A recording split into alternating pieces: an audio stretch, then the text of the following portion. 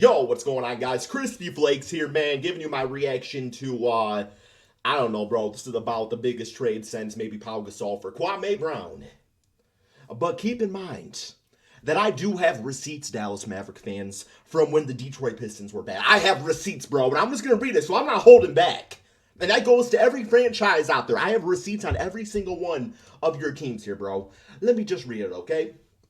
June 19th, 2023. Crispy Flakes, you bald-headed fat fatty. The Pistons suck, and my team is better. Sincerely, at Luka Doncic, Dallas Mavericks Forever, 73. I'm just joking, bro. It's actually a Luka Nard Clippers. So the heat given off by my Luka Nard card actually just melted my microphone. I was about to say, or I was saying past Crispy, that this is what the trade was, obviously, as you guys can see here. But apparently the reason it's happening is because the GM or owner or whatever, not Mark Cuban, thinks that Luka is fat. Bro, who's just won multiple MVPs and is the third fattest player in the NBA, only to Zion Williamson on buffet night and Boban Marjanovic on a 10-day contract? Nikola Jokic. So don't blame Beard Doncic, bro, and say because of his we got a weight issue. He just likes to eat, man. What I do understand is you don't just do this trade, bro. Okay, and you can say, okay, well maybe the league's fixed or whatnot. No. What is going on is y'all are coping.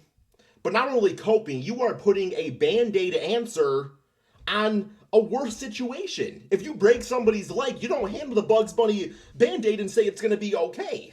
You say, no, man, you broke your leg. And the fact of the matter is that the Dallas Mavericks have broken their own legs, bro. And you're all trying to put a band-aid on it now. Mismanagement and just lack of, I don't even know, bro. Like, Luka's not been happy. And from Luka's standpoint, from one, hero ball doesn't win championships. I think we all realize that now. But also, just, I mean, like, yeah, Klay Thompson 10 years ago was a great player. But that's who you're bringing him, man? You're bringing him, like, come on, bro. This is a generational talent, and y'all have done piss-poor management in putting the right players around him. It's either carry or just first-round exit. And I think Luka's sick of it. And that's not to disrespect the rest, all the Mavericks players. I love Derek Lively. Daniel Gafford, well, he's on the trade block now. PJ Washington, they traded away Dorian Finney-Smith, who, Luka loved playing with, saying, I'm going to play with you again one day. Well, guess what? You're playing with him again, man. I'm the Los Angeles Lakers. And, man, the Lakers of all teams. Come on, bro. It's sickening.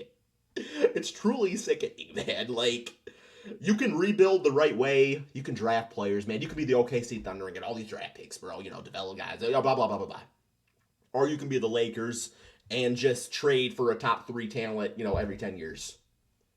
I mean, we all still remember that. I alluded to it earlier, man, the Pau Gasol trade years ago.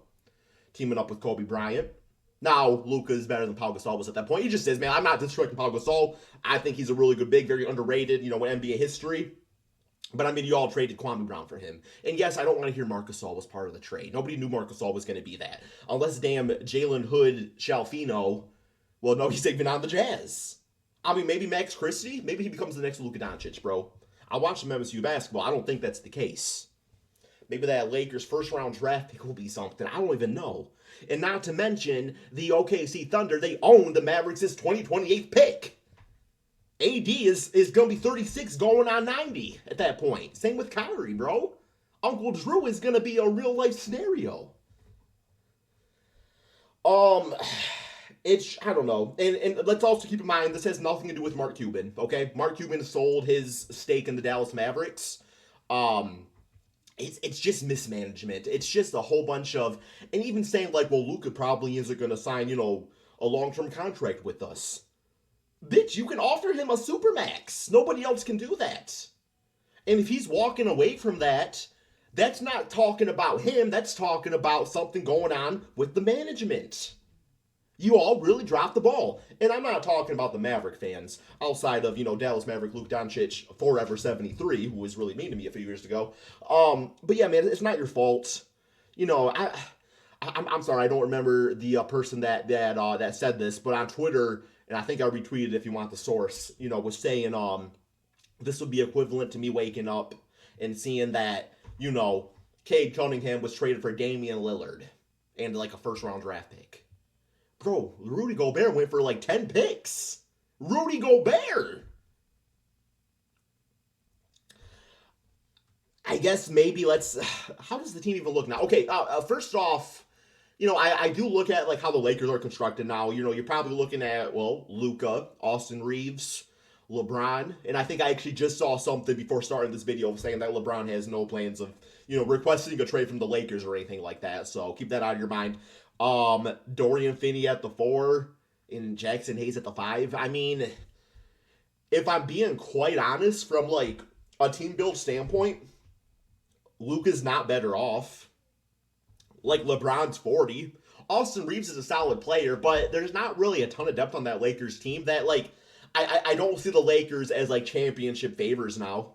And Anthony Davis has really been having a nice season. So, I mean, maybe the Lakers have some more plans, but if I remember correctly, they don't have a ton of draft picks to trade away. So, I think the Lakers, like, their idea here is like, this is going to kind of be like a transition year, maybe the next 2 seasons.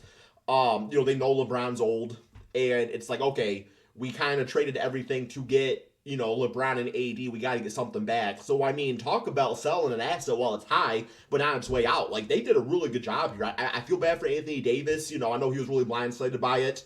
But a really, really just smart trade by the Lakers management, man. Like, it is cutthroat business tactics in the end of the day.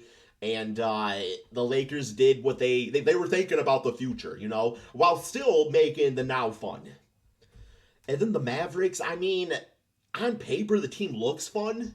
It fits nicely. All of a sudden, you got Klay Thompson getting to go back to the 2 spot. I'm trying to glass half full this baby, okay? So you're probably looking at, Kyrie and Klay, which, like I said, that's fun. Like 5 years ago. Kyrie's, I still like Kyrie, bro. And then you got, like, Quentin Grimes at the 3, AD at the 4, Lively at the 5. Like, that's not a bad NBA team.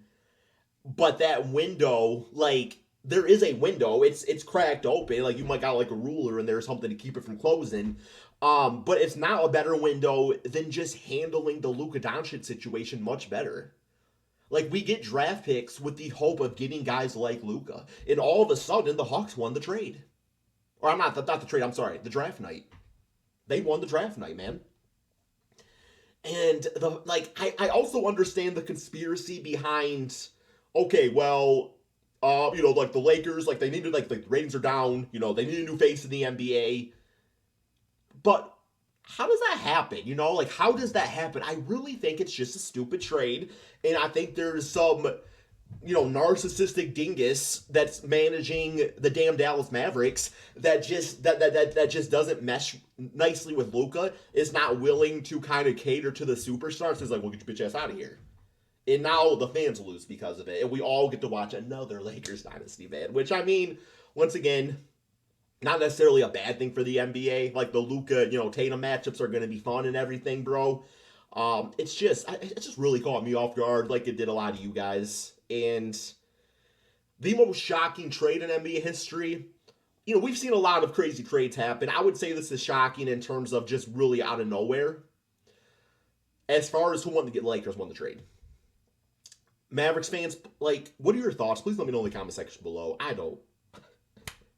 Thank you all so much for watching, bro, man. I'm going to go and got to sleeve my loot card here. Also, Tayshawn.